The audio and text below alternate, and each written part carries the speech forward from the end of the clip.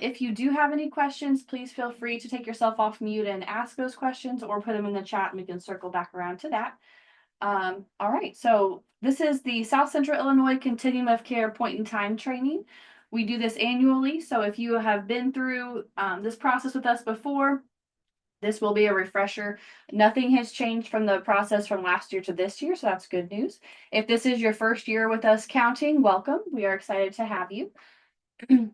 My name is Jessica Pauley. I work with the COC and with IRVA to help with their data and the HMI system. If you need to use the restroom, need to take a phone call, any of those pieces, that is completely fine. Please make sure that you put yourself on mute if you're not speaking so we can help some of that background noise. But feel free to do that, take yourself off mute, and then you can come back if you need to. So a couple acronyms that we threw around there at the beginning, I'll kind of get you caught up on. A COC, basically what that is a group of agencies that do the same kind of things that we do with serving homeless individuals. So our COC covers 18 counties across the middle part of Illinois. And from the Mississippi River all the way over to that Indiana border. Okay. So our COC, because it is so big, is split up into 3 different regions. So the call that you are on today is for that eastern region, which IRVA is the lead agency for that region. In the middle, the central region is CEFS. And then on the western region is Illinois Valley. So there's a little bit of background for you for that. Point in time or PIT count. What that is for us is our funding source, one of our main funding sources that gives us the money to pay our staff, to provide services for homeless individuals, is called HUD. And they require us to conduct a point in time count of homeless persons in our geographic area. Okay. After we've collected that data, we then have to submit all of that data through their website to HUD. And what they do with that is they look at the funding level and the number of need that we have and the number of homeless individuals we have and come up with an amount that we are able to have to serve those clients. Okay. So yes, part of the process is competitive through grants and all of that. But a big part of that is also through the need. So it's very important to get an accurate count so that we know how much money we need to serve those individuals. Okay. So what do I do first, right? So starting today, here's a couple steps that you can take to get yourself ready for the point in time count, which will be January 22nd. Okay. One good thing to do is to contact local agencies that give out hotel vouchers.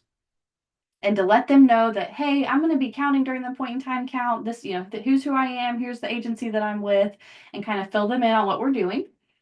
You can also contact local law enforcement officials to let them know what we're going to be doing, what day we're going to be counting.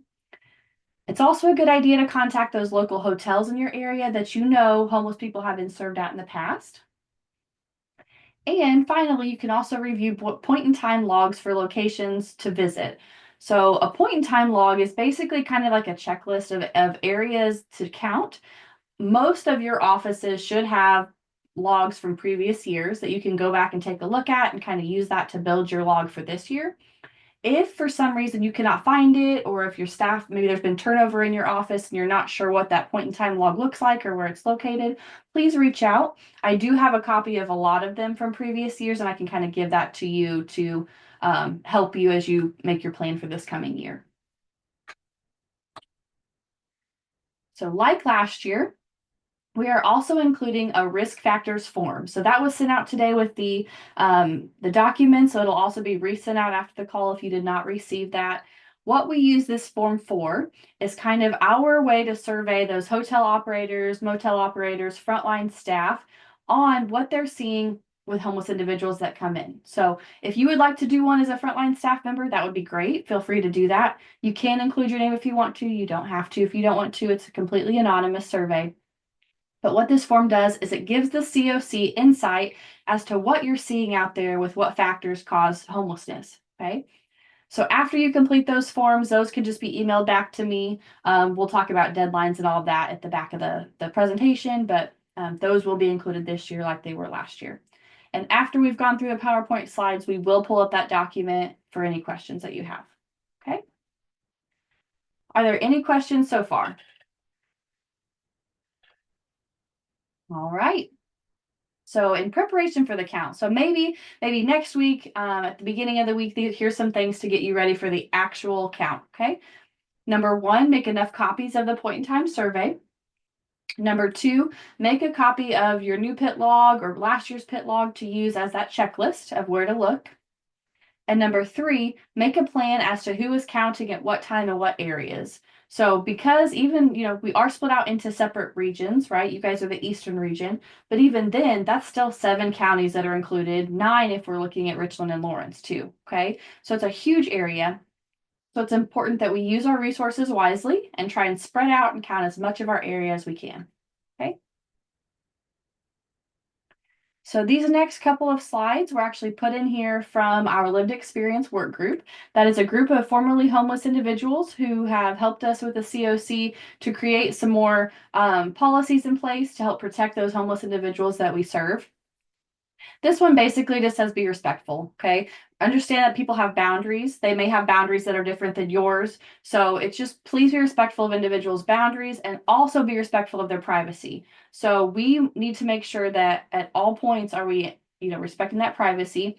If you find a group of individuals, 2, 3, 4 homeless individuals that are together, ask them if they would like to step aside and meet with you privately instead of have their information out there for everybody to hear, okay?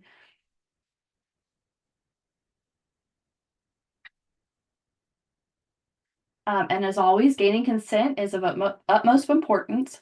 So consent is defined as permission for something to happen or an agreement to do something. So there are 3 steps that the lived experience work group listed out. Number 1, please be kind, right? Treat everyone with kindness. Number 2, please explain why we're doing this count. Why do we need this information? How is that going to help affect the system?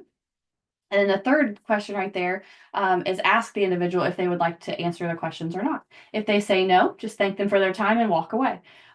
We'll talk a little bit about what to do to report that if they don't give you their information, but never force that or never really push anybody for their information. Just please make sure we ask and then go ahead and go forward after that. So during the point in time count, the physical count, your guys' safety is our first priority. Okay. So please make sure that you're doing what feels comfortable, whether that's, wearing a mask. If you're worried, the social distancing piece, do both of those. That's fine. Please do not go alone, especially outside walking around. Make sure that there's always in groups of 2. Also make sure that you let somebody know where you're going, just so that, you can kind of keep up on everybody and where they're at to make sure that you're safe. Also, do not wake up somebody who is asleep, okay? We'll talk a little bit about what to do if you can't talk to the person to write down their information, but please do not wake up somebody when they're sleeping. It could startle them. Some people can become violent if they get woke up and startled.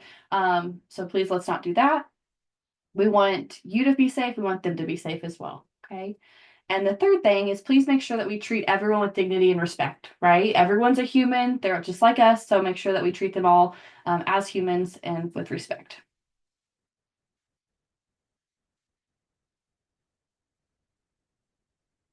Okay. Also, during the point in time count, when you're filling out those surveys, please make sure that you write legibly. Okay. Hopefully in the future we'll have some sort of digital system to make it a little bit easier. But right now we do fill out paper forms and then get them scanned in and over to me. So with that, there can be some times where they're scanned in a couple different times. And so if your writing is not dark and legible, it gets very hard to see. Okay. So please make sure that you're writing legibly. Also, please make sure that you're filling out all of that documentation at the top of the survey where it asks your name and your agency and all of those pieces on every single form you fill out, okay? I understand that when you send them to me, they're all together, right? But a lot of times when we are compiling our data, forms could get mixed in with other forms, right? So we need to make sure that if we can, we keep everything as detailed as possible to hopefully keep the confusion down to minimum, okay? We've also have the check marks on the form like that you guys have seen last year. So some parts are a lot easier for you to use. And then the final thing on this slide is please bring information to the homeless individuals on how to access services that we provide, right? So if you're meeting with somebody and they're homeless, please bring a business card or something like that so they know how to contact the office to get connected with services as well. So here's the list of some of the questions that we ask. We will go into this more in depth when we are looking at the actual form. Okay, so for individuals that are staying in a hotel or motel that is being paid for by somebody other than IRBA, okay, we need to collect all of these different data points. So on the form, which we'll look at in just a second, there's a part called sponsor information, and that would be the individual that's actually paying for the hotel. So on there, it asks for the name of the church, the agency, the address, contact name and phone number, and then towns that that agency serves. Okay. So if it's, for instance, say that the Baptist church is the one putting somebody up in the hotel, for towns that that agency serves, you could just put the town it's located in, Mattoon, right? However, maybe it's the SSVF, right? And they have several counties. So maybe they might cover, Coles, Clark, and Douglas. So that could look a little bit different with the area that the agency serves. Okay, so just use your best judgment there and just be as precise as you can. All right, and so next is the chronically homeless question. This is probably one of the most questions that I get as about chronically homeless each year. So, in order for someone to be considered chronically homeless, they first must have a disability. Okay. So, when you're doing your survey form, please ask the disability question first. And if they say no, then you automatically know that chronically homeless question is going to be a no as well. Right. So, in order to do that, they must have a disability. Now, second, there are two types of chronically homeless categories. Category one is somebody that has been homeless for a consistent 12 months, right? So potentially from January 1st all the way to December 31st. The 12 months have been consistent. They have not had, they have not stayed in, secure housing for that whole time. That's chronically homeless question number one. Now, category number three is somebody who maybe has been homeless for a couple different times over the past 3 years, right? So, but that has to total up to 12 months. So 12 months is kind of the golden area we're looking for to count on this question. Again, category one is going to be somebody that's continually been homeless for 12 months in a row. Category three is somebody who's been homeless for 12 months, but it's been split up at least, 3 or 4 different times throughout that 12-month or throughout that 3-year period. Okay. We'll talk about that a little bit again too. We'll reiterate that when we look at the form. Are there any questions so far on the chronically homeless question or anything that we talked about before? Okay.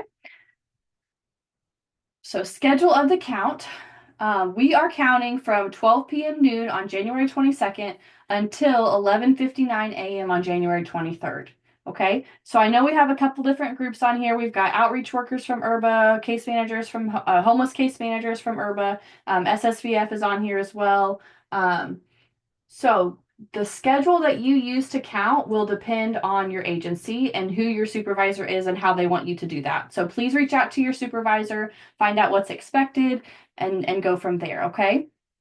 Some suggestions that you can give them. We do suggest maybe counting in 4-hour blocks. We will also need individuals to contact local churches and other agencies to see if they have anyone in the hotel. So there is some of the legwork that can be done from the office. And it's also helpful to make a schedule for who will be canvassing at what time and in what areas, just so that we can have as much coverage as we can. Okay. Same thing as last year too, which I did not add a slide for this. I probably should have. If somebody comes into the outreach office up to a week after the count, please go ahead and ask them where they slept on the night of the 22nd. Okay. If they were homeless, please fill out a pit survey form for them as well. Okay. We can count them up until an entire week after the count. Okay. But again, what you're trying to figure out is where did that individual sleep on the night of the 22nd? A lot of times somebody may not know where they're going to sleep until that night, right? So it may not make sense for you to start counting at noon when that individual may not know where they're going to sleep yet. So it may make sense more, 5 p.m., 6 p.m., however that works for you and your agency. But the information we are gathering is where are they sleeping on the night of the 22nd? Okay. Same thing if you talk to somebody in the morning on the 23rd, right? The question is going to be, where did you sleep last night? So the 22nd is what we are looking to count for this year's point in time count.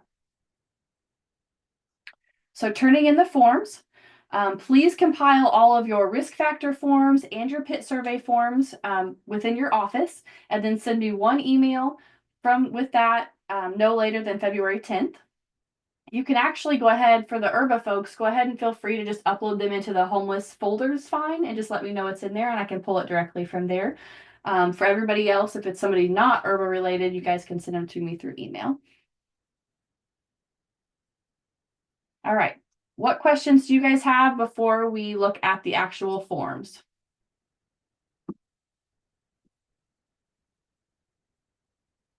All right. So the first form I'm putting on your screen is called a risk factors form. So as frontline staff, you are more than Yes. welcome. Yes, go ahead. I'm sorry, it's Heather with SSVF. Yes, With this, because this is my first year, sure. you talked about teams. Would I be assigned to a team? Because I will be the only one probably with SSVF that will be out helping in any way, assist in any way form that I Sure. can. Sure. Lynn, why don't you reach out to Heather with that? I know, so HRBA has a couple different, they have two offices in Coles County, so I'm not sure how they split up and all of that. Lynn, could Okay, you get her connected with the offices? Sure can. Yep. absolutely. Thank you, guys. Awesome. Good question, Heather. Thank you. Any other questions? Okay. So on the screen is the risk factor form. So you guys as frontline staff are free to fill this out. Please also give this to anybody that you know sees homeless individuals like as a frontline. So hotel motel operators, potentially law enforcement, anybody that can help us get this information. So there's only 5 questions on here. The first one talks about how many individuals do you have who entered your facility each month? The second question digs a little bit deeper into that and says, of how many of these individuals that entered, how many do you think are homeless for the first time? Question 3 is, what reasons do you think caused them to become homeless? Question 4 is a new is the same question from last year, but we revamped it a little bit to get a more detailed answer. What action steps do you think would make the biggest impact in getting them housing stability, housing stability? And number 5, where do you refer homeless persons for assistance with housing needs? Okay. And if you get a form back and somebody only completes 2 of the questions, that is completely fine. Please go ahead and still send that over. Of course, these are going to be subjective answers. This is qualitative data. So please go ahead and whatever information we can gather from here is great. Please also go ahead and fill this out yourself if you've got time and get it sent over as well. Are there any questions on the risk factor form?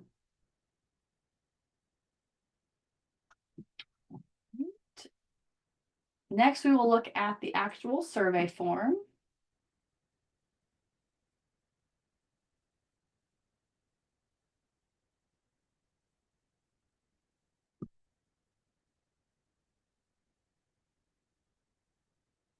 Okay.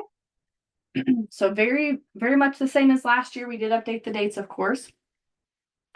You will fill out one of these point in time survey forms for every household that you interview. Okay. So if you meet a group of individuals, maybe you see 3 individuals that are staying together on the street, and it's one man and his girlfriend, and then it's another individual. That's fine, but you need to figure out if they are the same household, like if it's a family unit, or if they are identifying as 2 separate households. If they are identifying as 2 separate households, please fill out 2 separate forms. Okay. On the top of this form, you will see where it lists agency, region, location, county, interviewer, and time. So that information helps me identify who you are. Okay. So fill that information out about yourself. One note for time, please make sure that you put AM or PM. The reason for that helps us if maybe somebody doesn't give their name, but we know that they had like a purple jacket and they were at Casey's behind the gas station, right? That helps me to know, hey, that may be the same individual if the times match up and all of that. Okay. So please make sure you do put AM or PM for time. You will then go down to type of location. So this is, where did you find them sleeping at? Where are they sleeping at tonight, right? Or on last night if it was the 23rd. So on here, you will mark one of these check boxes on the left, and then you're going to put as much information as you can on the right for me. For instance, if somebody is staying in their car at Walmart parking lot in Mattoon, you're going to mark outdoors and put in car at Walmart Mattoon. Okay.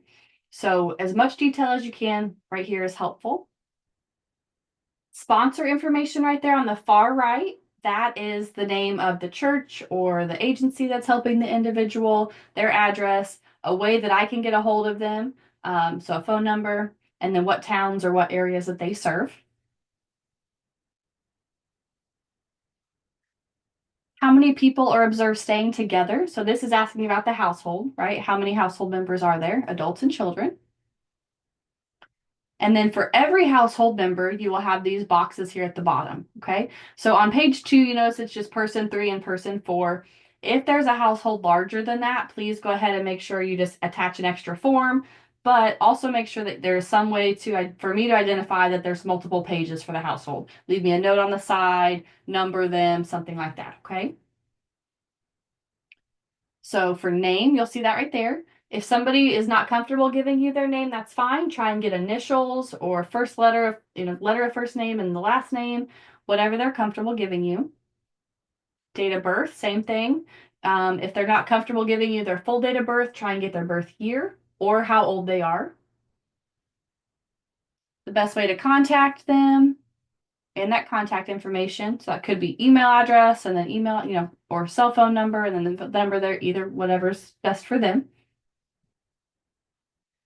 So for these two boxes right here, gender and race and ethnicity, these are boxes where you check all that apply. Okay. So when you are interviewing an individual, please read off all of the different categories and let them decide or tell you what they are going to click. Same thing with race and ethnicity, multiple can be checked.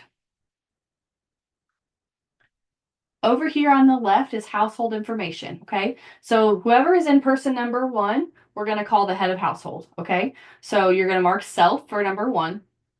And then everybody after that is what is their relationship to the head of household, to that person in person number 1, okay? So for instance, if it's a single mom with 2 children, right? The mom is going to be a person number 1, so she'll be self, and then the child's going to be person number 2, and they will be head of household's child, okay? So it's whatever relationship that person is to the head of household. Disability, yes or no. Does this client have a disability or not? If they say yes, then continue on to the chronic homeless question that we talked about, right?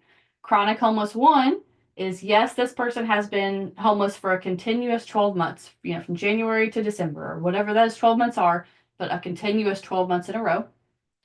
Chronic homeless number 3 is going to be yes, they've been homeless for 12 months, but it's been split out over the past 3 years. Okay. If they're not, then go ahead and click no. Is this person homeless due to domestic violence? Is this person a survivor of domestic violence?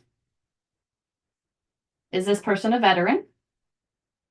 Does this person have substance abuse, HIV, AIDS, or serious mental health issue? And then down here where you say other notes. So that can be any information that you feel like it's pertinent for me to have when I'm collecting the data and analyzing it together. If somebody does not give you information on their date of birth or their birth date, please fill out as much information in that box down there as to help me identify them to make sure we don't duplicate a count. Okay, so that could be individual sleeping in a black tent next to the park bench at such and such park, or they had a purple backpack, or whatever identifying features that you can what they're wearing potentially, just to help us make sure that we're not duplicating that count. Okay. And then you will go on, you will fill that on for each household member. And then that will get scanned back to me by February 10th. Or for those URBA folks, you can put that in your homeless share folder. Okay. All right, guys. Well, that is all of the documents. Let me pull up the last slide that I have for you. It's just some contact information. I think all of you probably have this, but I wanted to go ahead and reiterate it if you needed it. That is my cell phone number at the top, and then Lynn's cell phone number is on the bottom. If you have any questions when you're counting or as you're getting ready to count, feel free to call us or text us or email us even. I'll put my email in the chat as well. Those of you that are in Richland or Lawrence County, Your process will go very similar to this, but your form will be different. Okay. We got the form yesterday from the Southern COC, and we will get that sent out to you today. Um, so that part will be a little bit different, but the process pretty much should be the same for you guys. I don't believe that they're doing a separate training. We have asked for that, but I don't believe that they are this year. So if you have any questions specific to your form, please reach out. It looks a lot different, but it's very same information as we gather for this COC as well. Does anybody have any questions or comments?